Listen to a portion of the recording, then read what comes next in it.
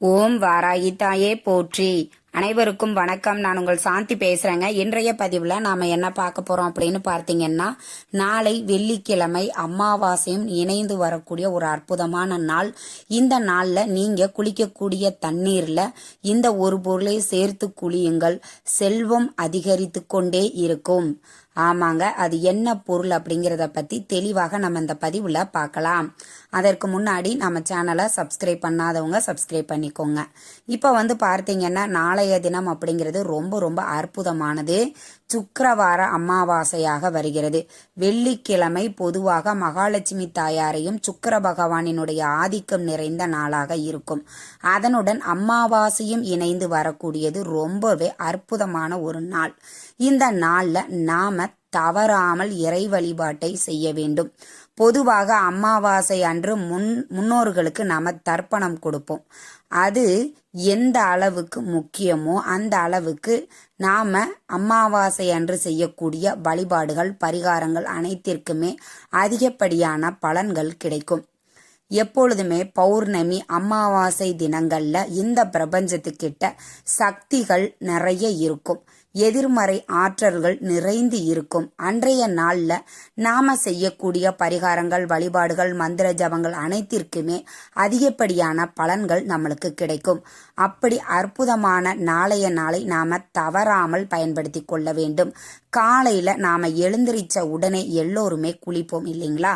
அப்படி நீங்க குளிக்கக்கூடிய நீர்களில் இந்த ஒரு பொருளை கலந்து குளிக்கும் போது உங்க கிட்ட இருக்கக்கூடிய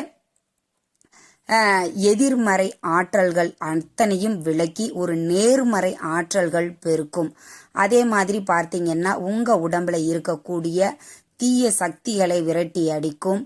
உங்க ஃபேஸு அண்டு நீங்களே ஒரு அதிர்ஷ்டம் தரக்கூடிய ஒரு ஆளாக மாறுவீங்க.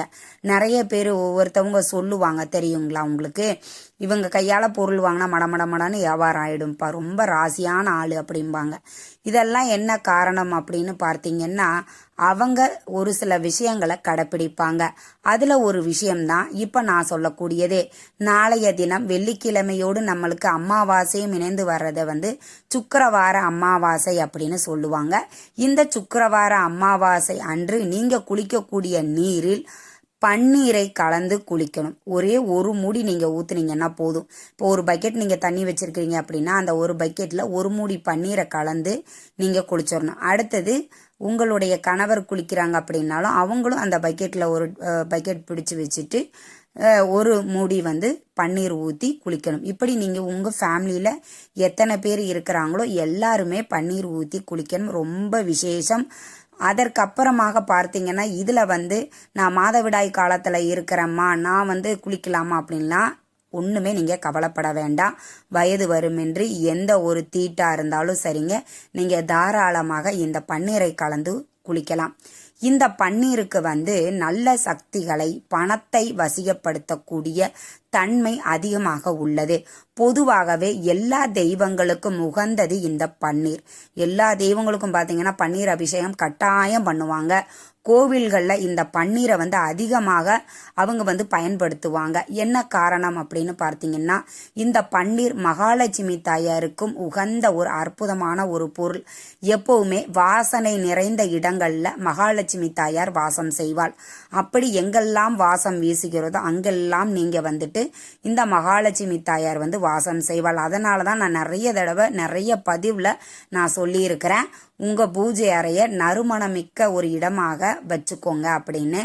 பன்னீர்ல கொஞ்சமா நீங்க அதை ஒரு காட்டன் துணியில டிப் பண்ணி உங்க சுவாமி படங்களை எல்லாம் சுத்தம் செய்யலாம். அதே மாதிரி நீங்க மஞ்சள் குங்குமம் வைக்கிறீங்க அப்படின்னா தண்ணீருக்கு பதிலாக இந்த பன்னீரை ஊற்றி நீங்க குழைத்து வைக்கும் போது அது மிகவுமே வாசனை நிறைந்ததாக இருக்கும். அதே மாதிரி நீங்க தீர்த்தம் தயார் பண்றீங்க, பஞ்சபாத்திரத்துல வைக்கிறீங்க அப்படின்னா தண்ணி பிடிச்சிட்டு பச்சை கற்பூரம், துளசி, இந்த பன்னீர், கொஞ்சம் ஏலக்காய் இதெல்லாம் கலந்து வைக்கும்போது அது ரொம்பவுமே வாசனை நிறைந்ததாக இருக்கும். உங்க வீட்டில் பன்னீர் எதற்கெல்லாம் பயன்படுத்த முடியுமோ அந்த அளவுக்கு அதிகமாக நீங்கள் பயன்படுத்துங்கள். அப்படி பயன்படுத்தும் போது நம்மளுக்கு செல்வ நிலைகள் உயரும், வறுமைகள் நீங்கும். நம்ம மேலே ஒரு தீய சக்திகளோ, ஒரு சிலர் சொல்லுவாங்க எனக்கு என்னன்னே தெரியல, என்னுடைய எண்ணங்களில் நிறைய மாற்றங்கள், எதிர்மறை எண்ணங்கள் வந்துக்கிட்டே இருக்குது அப்படின்லாம் நிறைய பேர் சொல்லுவாங்க. நீங்கள் இந்த மாதிரி அமாவாசை பௌர்ணமி தினங்களில் நீங்கள் குளிக்கிற நீர்களில் ஒரே ஒரு மூடி பன்னீர் சேர்த்து குளிச்சுட்டே வாங்க. கண்டிப்பாக உங்கள் வீட்டில் செல்வ நிலை உயரும், பொருளாதார நிலை அதிகரிக்கும், வருமானம் 2 மடங்காகும். நாம் எல்லாமே இது பொதுவான பலன்களை தான் சொல்கிறோம். இந்த ராசியினர் மட்டும்தான் இதை செய்யணும் அப்படின்னு எந்த ஒரு அவசியமும் இல்லை. இவங்களுக்கு வேலை செய்யும், நம்மளுக்கு வேலை செய்யுமா அப்படின்லாம் நீங்கள் யோசிக்காதீங்க. லைஃப் அப்படிங்கிறது ஒரு டைம் தான், அது ரொம்ப ஷார்ட்டாக இருக்குது. அதில் நம்ம நினச்ச மாதிரி வாழணும் அப்படின்னா நம்மளுக்கு மேலே நிச்சயமாக ஒரு சக்தி இருக்குது. அந்த சக்தி தான் நம்மளை வழி நடத்துது. அதனால் நீங்கள் இதை பயன்படுத்தும் போது அந்த சக்திகள் நம்மளை இயக்குகிறது, நம்மளுக்கு நல்வழிகளை காட்டும், நல்லவை நடக்க ஆரம்பித்து விடும். அதனால் நம்பிக்கையோடு செய்யுங்கள். இந்த தகவல் உங்களுக்கு ரொம்பவுமே பயனுள்ளதாக இருந்திருக்கும்னு நினைக்கிறேங்க. வீடியோ பிடிச்சிருந்தா லைக் பண்ணுங்கள், ஷேர் பண்ணுங்கள், கமெண்ட் பண்ணுங்கள். இந்த பதிவை உங்களுடைய உற்றார் உறவினர்கள் நண்பர்களுக்கும் ஷேர் பண்ணுங்கள், அவங்களும் பார்த்து பயன்பெற